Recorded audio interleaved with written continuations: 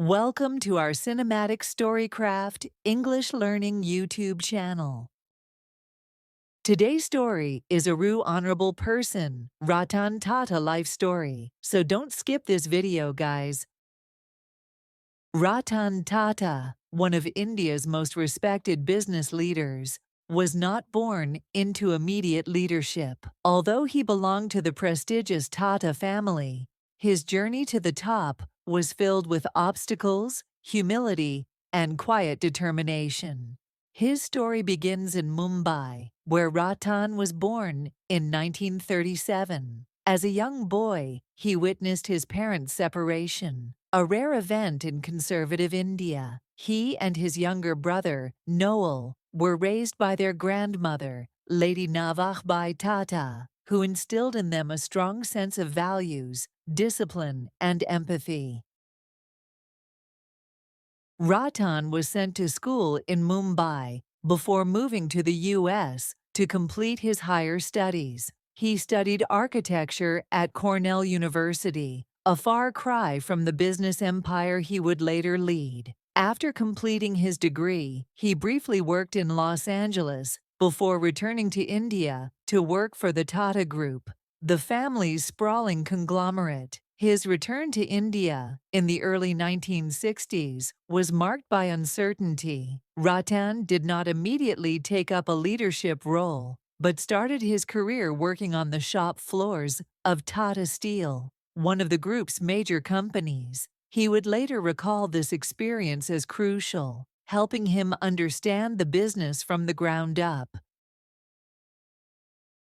Despite his privileged background, Ratan did not enjoy the immediate trust of the old guard at Tata. Many saw him as too soft-spoken and inexperienced to lead such a massive business empire. He faced stiff opposition when his great-uncle, J.R.D. Tata, the group's then chairman, appointed him as his successor in 1991. At the time, the Tata Group was a loose confederation of over 100 companies, each operating with a great deal of autonomy. Many of the company's top executives, who had grown used to running their divisions independently, were resistant to change.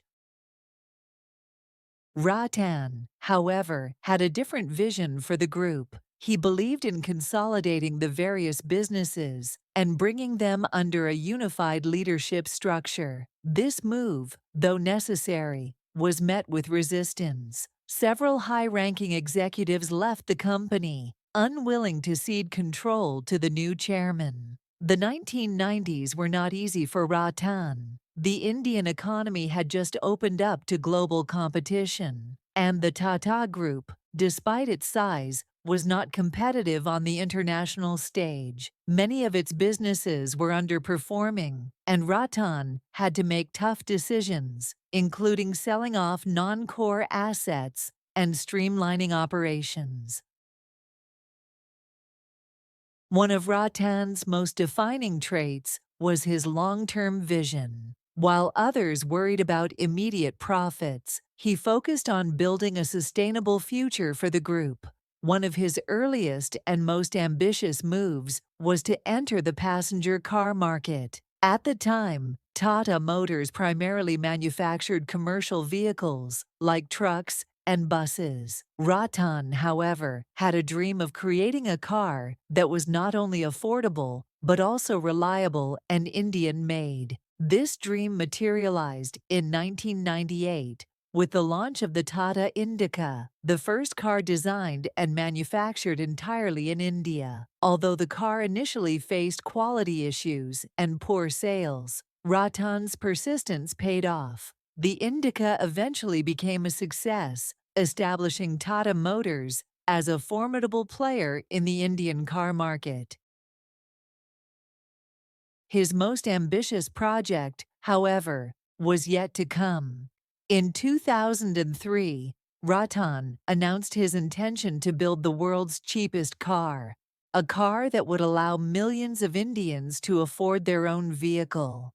This led to the creation of the Tata Nano, a car that would sell for just rupees 1 lakh approximately $2,500 at the time. The Nano was a revolutionary concept, and Ratan was personally involved in every aspect of its development. He wanted to create a car that was not only affordable, but also safe and fuel efficient. The launch of the Nano in 2008 was met with much fanfare, but the car faced challenges in the market due to perceptions of it being a cheap car, which hurt its aspirational appeal. Despite its commercial struggles, the Nano remains a testament to Ratan's innovative thinking and willingness to take risks. Ratan's leadership extended far beyond just the automotive sector. Under his guidance, Tata Consultancy Services (TCS), the group's IT services company, became one of the largest and most valuable technology companies in the world. TCS's success was a reflection of Ratan's ability to foresee the rise of the global IT industry and position Tata as a leader in the field. His vision wasn't confined to India. He believed in making Tata a global name. This led to several high-profile acquisitions, including Tetley Tea in the UK, Chorus Steel in Europe, and the iconic British car brands Jaguar and Land Rover. These acquisitions, especially Jaguar Land Rover, were met with skepticism by many, but they proved to be highly successful, with Jaguar Land Rover becoming one of Tata Motors' most profitable ventures. Ratan's tenure as chairman was not just marked by business success, but also by a deep commitment to ethics and philanthropy. Unlike many other industrialists who focused primarily on personal wealth accumulation, Ratan always believed that wealth should serve the greater good.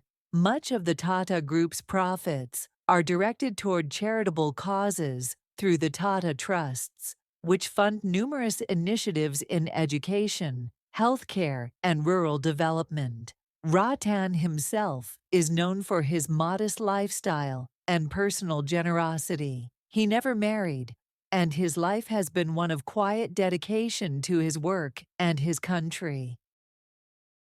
In 2012, Ratan Tata stepped down as chairman of the Tata Group, leaving behind a legacy of transformation. Under his leadership, the group's revenues grew over 40 times, and its international footprint expanded significantly. He transformed the Tata Group from a primarily India-focused conglomerate into a global powerhouse, all while maintaining the ethical standards and values that had been instilled in him by his family and mentors. Ratan Tata's story is not just one of business success. It is a story of resilience, vision, and integrity. He faced numerous challenges along the way, from internal opposition to market setbacks, but he never wavered in his commitment to doing what he believed was right. Today, he is not just revered as a business leader, but also as a man of principle who used his influence and resources to make a positive impact on the world. His life is a reminder that success is not just measured by wealth or power, but by the legacy one leaves behind.